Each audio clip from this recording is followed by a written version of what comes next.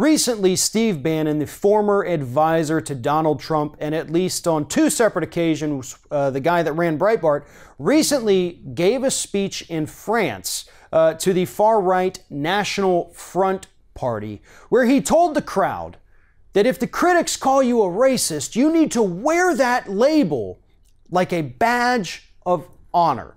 Now, for those of you who aren't familiar with France's National Front Party, it is a party that dislikes, I guess, immigrants. I believe the word hates immigrants would probably be a little bit more accurate there. Not a big fan of Muslims. It is, for all intents and purposes, a racist organization.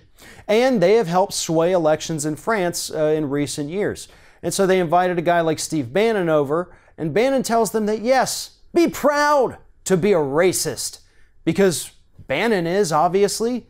When you look at what Steve Bannon has accomplished in his life, as an advisor to Donald Trump, running Breitbart, all of it is based upon racism.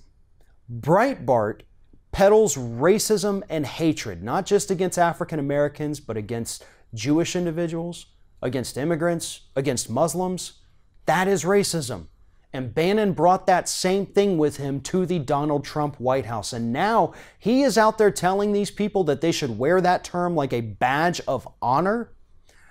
This man is absolutely disgusting and despicable. And if he's still in France right now, I hope that they don't let him back into the United States. Because somebody who holds those kinds of views and is proud of it, that's the kind of person that needs to be on a watch list rather than somebody who should have the ear of the President of the United States.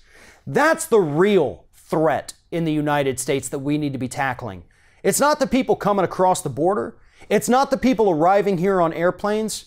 It's the people like Steve Bannon, born and raised here, who live among us, who hold these disgusting racist beliefs and believe that they are a symbol of pride rather than the symbol of shame that our society should be viewing them as.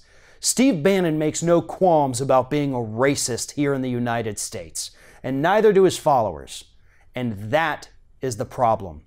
There's no way to really change these people's minds. I believe that a lot of them, including Steve Bannon, are too far gone. But we need some kind of campaign, an education campaign, something to convince younger Americans that this is not only not acceptable, but it's something that's going to make your life miserable should you choose to embrace the kind of racism and hatred that people like Steve Bannon and organizations like Breitbart have been peddling for over a decade. Thanks for watching, and if you like what you see here on Ring of Fire, we encourage you to subscribe to our channel. You can see the little subscribe button down there, but if you're watching it on another device where you can't see it, go to youtube.com/TheRingOfFire, hit subscribe, be notified every time we get a new video.